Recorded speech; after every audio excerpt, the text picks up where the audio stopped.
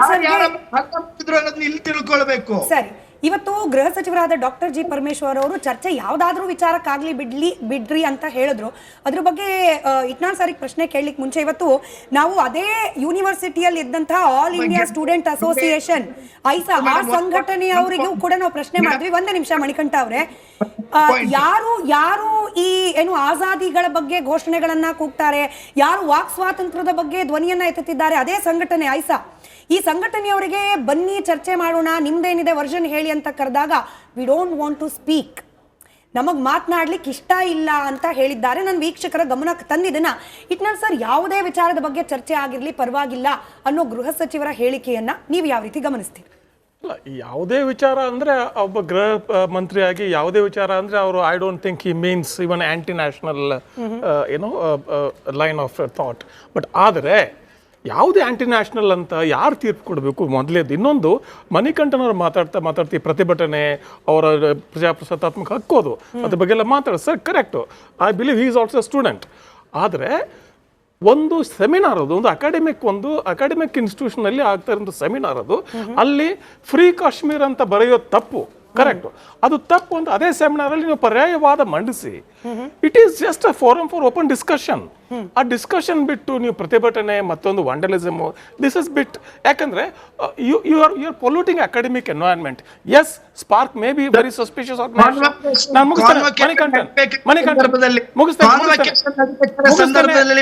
Palestine flag ತಗೊಂಡು ಹೋಗ್ತಾರೆ sir. ಏನ್ ಅವ್ರ ಕ್ರಮ ಏನ್ ಮಾಡಿದೀರಿ ಸರ್?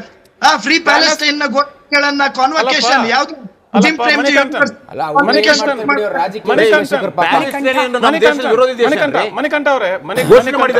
ಮಣಿಕಂಠ, ಈಗ ಪ್ಯಾಲೆಸ್ಟೈನ್ ನಮ್ಮ ಭಾರತದ ವಿರೋಧಿ ದೇಶನಾ? ಇಲ್ಲ, ಅದು ನಮಗೆ ಇಶ್ಯೂ ಬರುತ್ತೆ. ಇಟ್ನಾಳ್ ಸರ್ ಒಂದು ಕ್ಲಾರಿಫಿಕೇಶನ್ ಕೊಟ್ಬಿಡ್ತೀನಿ. ನಮಗೆ ಕಾಪಿರೈಟ್ ಇಶ್ಯೂ ಬರುತ್ತೆ ಅಂತ ಹೇಳಿ ಅವರ ವಿಡಿಯೋಗಳನ್ನ ಬಳಕೆ ಮಾಡ್ಕೊಳ್ಳಿಕ್ ಸಾಧ್ಯ ಇಲ್ಲ. ಇದೇ ಪೇಜ್ ನ ಇನ್ಸ್ಟಾಗ್ರಾಮ್ ಅಕೌಂಟ್ಗೆ ಯಾರಾದ್ರೂ ಬೇಕಾದ್ರೂ ಹೋಗಿ ಚೆಕ್ ಮಾಡಬಹುದು. ಅಮೆರಿಕ ಹಾಗೆ ಪ್ಯಾಲೆಸ್ಟೈನ್ ನ ಧ್ವಜಗಳನ್ನ ಯೂನಿವರ್ಸಿಟಿ ಕ್ಯಾಂಪಸ್ ನ ಒಳಗೆ ನಿಂತು ಕಾಲಲ್ಲಿ ತುಳಿತಾ ಇರೋ ದೃಶ್ಯಗಳನ್ನ ಹಾಕಲಾಗಿದೆ. ಕಾಶ್ಮೀರ ಆಜಾದಿ ಬಗ್ಗೆ ಹಾಡುಗಳನ್ನ ನಾವು JNU ನಲ್ಲಿ ಕೇಳಿದಂತ ಹಾಡುಗಳನ್ನ ಇದೇ ಯೂನಿವರ್ಸಿಟಿ ಕ್ಯಾಂಪಸ್ ನ ಒಳಗಡೆ ಕೇಳಲಾಗಿದೆ. If I am correct, 2022-23 the video ಇದು. ಅಂದ್ರೆ ಆಗಿನಿಂದ ನಡೀತಿದ್ರು ಕೂಡ ಆಕ್ಷೇಪಗಳಿಲ್ಲ ಅನ್ನೋದು. ಮೇಡಮ್, ಅದಕ್ಕಿಂತ ದೇಶದ್ರೋಹ ಇನ್ನೇನ್ ಬೇಕು? ಭಾರತ್ ತೇರೆ ತುಕಡೆ ಹೋಂಗೆ ಅಂತ ಹೇಳ್ತಾರಲ್ಲ, ಅದಕ್ಕಿಂತ ದೇಶದ್ರೋಹ ಬೇಕಾ?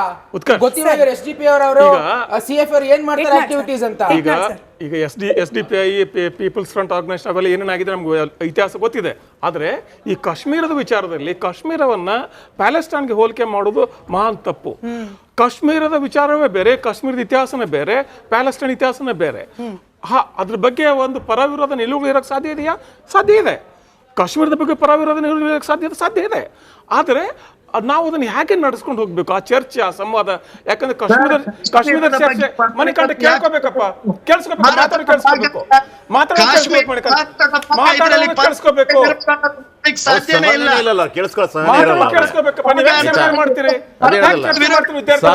ಮೊದಲು ಮಾತಾಡುದು ಬೇರೆ ಚರ್ಚೆಯನ್ನ ಹಾಳು ಮಾಡೋದಷ್ಟೇ ನಿಮ್ಗೆ ಗೊತ್ತಿರೋದು. ಇಲ್ಲಿ ಒಂದು ಚರ್ಚೆ ನಡೀತಾ ಇದೆ, ಹಾಳು ಮಾಡೋದಷ್ಟೇ ನಿಮ್ಗೆ ಗೊತ್ತಿರೋದು. ನೀವು ಮಧ್ಯದಲ್ಲಿ ಮಾತನಾಡ್ತಿದ್ದೀರಿ, ಈಗ ನೀವು ಜಡ್ಜ್ಮೆಂಟ್ ಬರಬೇಡಿ. ಮಣಿಕಂಠ ಅವರು ಕೇಳಿಸ್ಕೊಳ್ಳಿ, ಇಟ್ನಾಳ್ ಸರ್ ಮುಗಿಸ್ಲಿ. ಕಾಶ್ಮೀರದ ವಿಚಾರದ ಚರ್ಚೆ ಇದು ಇವತ್ತು ಹೊಸದು ಅಲ್ಲ, ಇವತ್ತು ಕೊನೆಯದು ಅಲ್ಲ. ಇದು ಪರ ವಿರೋಧ ಅನೇಕ ವರ್ಷಗಳ ನಡೀತದೆ. ಈ ಸ್ಪೆಸಿಫಿಕ್ಲಿ ಘಟನೆಗೆ ಬರೋದಾದ್ರೆ 1990-91 ಕಾಲ ಕಾಶ್ಮೀರಿ ಪಂಡಿತರ ಎಕ್ಸೋಡಸ್ ಕಾಲ ಅದು.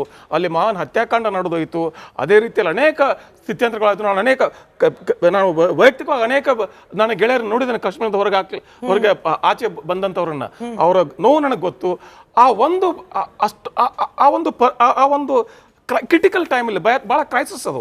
ಆ ಕಾಲದಲ್ಲಿ ಆರ್ಮಿ ಏನು ಮಾಡಬೇಕು, ಹೇಗೆ ಮಾಡಬೇಕು, ಒನ್ ಫಂಡಮೆಂಟಲ್ ಥಿಂಗ್ಸ್ ಅಂತ ನಾನು ಹೇಳ್ತೇನೆ. ನೀವು ಆರ್ಮಿಗೆ ಈ ಥರದ ವಿಚಾರಗಳಲ್ಲಿ ಫ್ರೀ ಹ್ಯಾಂಡ್ ಕೊಡದೆ ಹೋದ್ರೆ it is little bit very difficult for army to ಅತ್ಯಾಚಾರ ಮಾಡಿ ಅನ್ನೋದಲ್ಲ, ಅತ್ಯಾಚಾರ ಮಾಡಿ ಅಂತಲ್ಲ, ಫ್ರೀ ಹ್ಯಾಂಡ್ ಅದಲ್ಲ. ಆದ್ರೆ ನೀವು ಪ್ರತಿ 30 ವರ್ಷ 50 ವರ್ಷ ಆದ್ರೂ ಕೂಡ ನೀವು ಅವ್ರನ್ನ ಇನ್ನೂ ಕಟ್ಟಕಟ್ಟಕ್ಕೆ ನಿಲ್ಲಿಸ್ತೀರ ಅಂದ್ರೆ then tomorrow they will take ದೌರ್ಜನ್ಯ ಮಾಡಿದ್ರೆ ಕಟ್ಟಕಡೆ ನಿಲ್ಲಿಸಬೇಕಾರೆ ಯಾರಾದ್ರೂ ಭಾರತೀಯ ಸೇನೆಯರು ದೌರ್ಜನ್ಯ ಮಾಡಿದ್ರೆ ಶಿಕ್ಷೆ ಆಗಬೇಕು.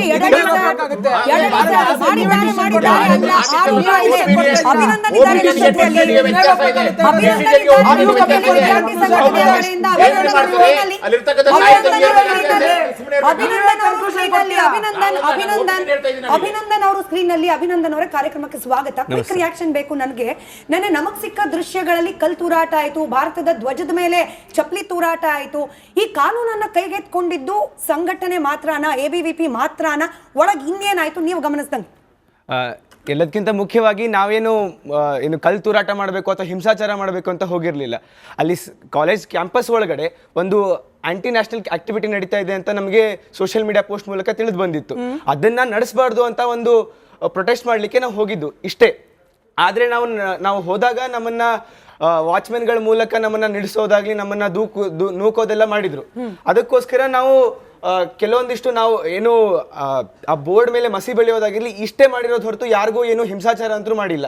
ಆದ್ರೆ ಯಾವಾಗ ನಾವು ಭಾರತ ಮಾತಾ ಕಿ ಜೈ ಅಂತ ಘೋಷಣೆಗಳನ್ನ ಕೂಗ್ತಾ ಇದ್ವಿ, ಅಂತ ಸಂದರ್ಭದಲ್ಲಿ ನಮಗೆ ಅಶ್ಲೀಲವಾಗಿ ಯಾವುದೋ ಸನ್ನೆ ಮಾಡಿ ತೋರಿಸೋದು, ಅದ್ರ ಜೊತೆಗೆ ನಾವು ಯಾವಾಗ ಭಾರತದ ಧ್ವಜವನ್ನು ಹಿಡಿದಿದ್ವಿ ನಾವು ಬಸ್ಸಲ್ಲಿ ಅರೆಸ್ಟ್ ಆಗ್ಬೇಕಾದ್ರೆ ಅಂತ ಸಂದರ್ಭದಲ್ಲಿ ಚಪ್ಪಿನ ತೂರಾಡ್ತಾರೆ ನಮ್ಮ ಮೇಲೆ. ಅದನ್ನ ನಮ್ಮನ್ನ ಅರೆಸ್ಟ್ ಮಾಡ್ಕೊಂಡು ಹೋದ್ಮೇಲೆ ಅವರು ಒಂದ್ ರೀತಿ ಖುಷಿಯಿಂದ ಏನೇನೋ ದೇಶ ವಿರೋಧಿ ಘೋಷಣೆಗಳನ್ನ ಕೂಗೋದು, ಯಾವ್ದೋ ಸಮುದಾಯಕ್ಕೆ ಹಾನಿಕರವಾಗಿರುವಂತ ಘೋಷಣೆಗಳನ್ನ ಕೂಗೋದು, ಈ ರೀತಿ ಏನ್ ಘೋಷಣೆ ಬಂತು? ಇಫ್ ಯು ಕ್ಯಾನ್ ಅಂದ್ರೆ ಆನ್ ಏರ್ ಅಲ್ಲಿ ಹೇಳೋ ಶಬ್ದಗಳಿದ್ರೆ ಮಾತ್ರ ರಿಪೀಟ್ ಮಾಡಿ, ಇಲ್ದಿದ್ರೆ ಬೇಡ. ಅಂದ್ರೆ ನಮಗೂ ಕ್ಲಿಯರ್ ಆಗಿ ಕೇಳಿಸಿಲ್ಲ, ಬಟ್ ಡೌನ್ ಹೇಳ್ತೀರಾ ಸರ್? ಮಣಿಕಂಠ ಹೇಳಿದ್ರಿ ಸಹನೆ ಇಲ್ಲ, ತಾಳ್ಮೆ ಇಲ್ಲ, ಹಾಳು ಮಾಡ್ತಿದ್ದೀರಿ ಅಂತ ಹೇಳಿ ನೀವೇನ್ ಮಾಡ್ತಿದ್ದೀರಿ? ಫಸ್ಟ್ ರಿಯಾಕ್ಷನ್ ಅವ್ರಿಗೆ ಗೊತ್ತಿಲ್ಲ ಅನ್ನೋದನ್ನು ಮುಕ್ತವಾಗಿ ಒಪ್ಕೊಂಡಿದ್ದಾರಲ್ಲ, ಗೊತ್ತಿಲ್ಲ ಅಂತ ಹೇಳಿ. ಸರ್ ನಾವು ಕೇಳಿಸಿರೋದಷ್ಟು ಮಾತ್ರ ಹೇಳ್ತೀನಿ ನಾನು. ಬ್ರಾಹ್ಮಣವಾದ ಸೆ ಆಜಾದಿ ಈ ರೀತಿ ರೆಕಾರ್ಡೆಡ್ ಆನ್ ಕ್ಯಾಮ್ರಾ ಅವ್ರಿಗೆ ಕೇಳಿಸಿದ್ಯೋ ಅಲ್ಲ ಗೊತ್ತಿಲ್ಲ. ನೀವು ಅದೇ ಸಂಘಟನೆ ಇನ್ಸ್ಟಾಗ್ರಾಮ್ ಐಡಿ ಚೆಕ್ ಮಾಡಿದ್ರು ಕೂಡ ಈ ಘೋಷಣೆಗಳು ಸರಿಯಾಗಿದೆ ಘೋಷಣೆ. ಅಂದ್ರೆ ಅಲ್ಲಿ ನಡೀತಿದ್ದ ಕಾರ್ಯಕ್ರಮ ಏನು? ಬ್ರಾಹ್ಮಣ್ಯವಾದ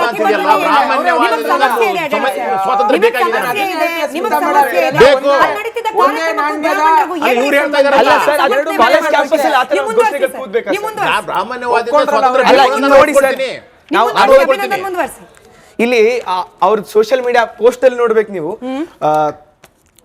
condemn the violence by Indian state on the Kashmir. ಹಾಗಾದ್ರೆ ಇಂಡಿಯನ್ ಸ್ಟೇಟ್ ಬೇರೆ, ಕಾಶ್ಮೀರ್ ಬೇರೆ.